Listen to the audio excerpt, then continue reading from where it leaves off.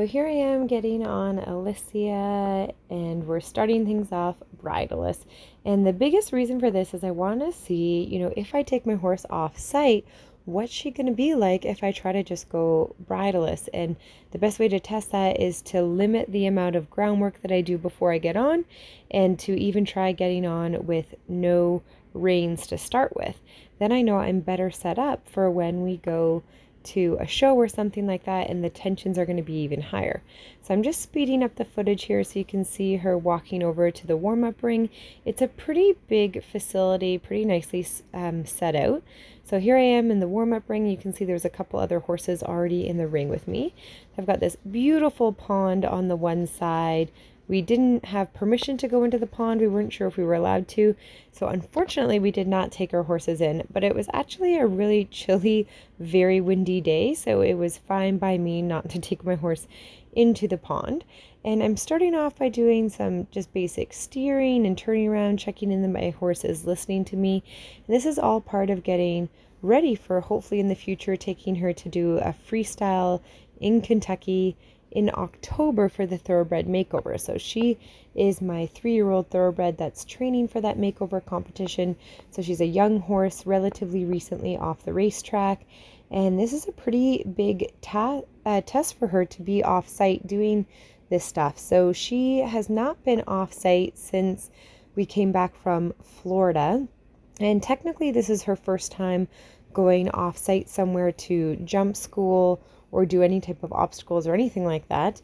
She's been to the beach with me, and she went to Florida with me. But when we go to do the demos, and like when we're in Florida and we went to do the demo at Horse World Expo, it's all using my own props and jumps and stuff. So this is the first time that she's seeing new things. So we're starting off pretty easy with just the trot poles here, after I felt like she was pretty good from warming up. And they've got a bunch of different colors poles there. She just went right over them, which I was really happy with. We do practice poles at home sometimes. Hadn't done any for a little while, so I was happy to see that. And then I've warmed her up a little bit more, and here I'm going to do a tiny little cross rail jump. And you can see we do not practice jumping a whole lot. She kind of goes over the jump and kind of just chills out a little bit. That gray horse that just cantered by, that's actually Elysia, my 2015 Thoroughbred Makeover champion, who is part boarded by a student at the farm now. So you can see her in the background riding sometimes. There she is again in the background. So Elysia, because she's young, we really don't jump hardly at all. And my goal is to just do a couple fences with her every now and again, so that way when we get to our freestyle, we can include a couple jumps as part of our freestyle. But otherwise, I don't have any aspirations to do a lot of jumping. We're not trying to compete in jumping this year. Of course, there aren't really many horse shows to speak of anyways, with the pandemic and everything happening. But jumping's just not our focus while she's so young, but she does seem to be talented at it. So I'm hoping that in the future we'll see me competing in bridleless jumper competitions with her. So you're going to see some pretty awkward jumps in this video, and that's just because we really have only done a handful of jumps prior to this at home, and jumping is really quite new. So there you can see I'm really asking for her to land and go off at the canter. And then we do our little halt transition and practice that. Elysia is really good at her halt transitions, and just adjusting my stirrups and whatnot there before we get going on our ride again, putting them up for some jumping and stuff before we head over to the ring. So I thought, wouldn't it be fun to take her around the pond on our way over to the jumping ring? And this was her first time going around the pond, and you can see we're trotting around the pond. I didn't feel like she was relaxed enough to go cantering around the pond. She was listening to me, but she was definitely kind of looking and wondering, like, where are we going? So I thought, we'll trot around. Our first time bridleless, doing an off-site schooling thing like this. So I thought, well, I'll just play it safe and trot around. But she listened really well and trotted around the whole pond.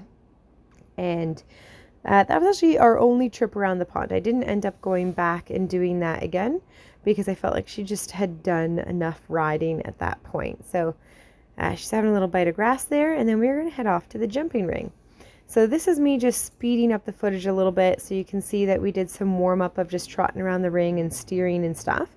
And we actually headed over to the ring, the jumping ring, before anybody else got there and got to the ring as part of our schooling group. So I was really happy with that because the ring is pretty far away from the other ring.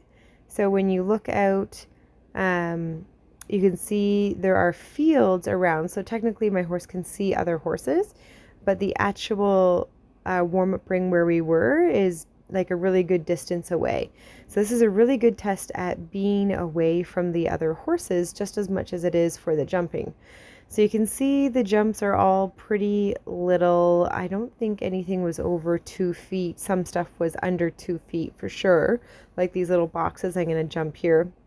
And I was more testing out her willingness to go forward and jump things. Like there she did a little flower box and she didn't even look at it, just totally up and over, not even, in the slightest concerned.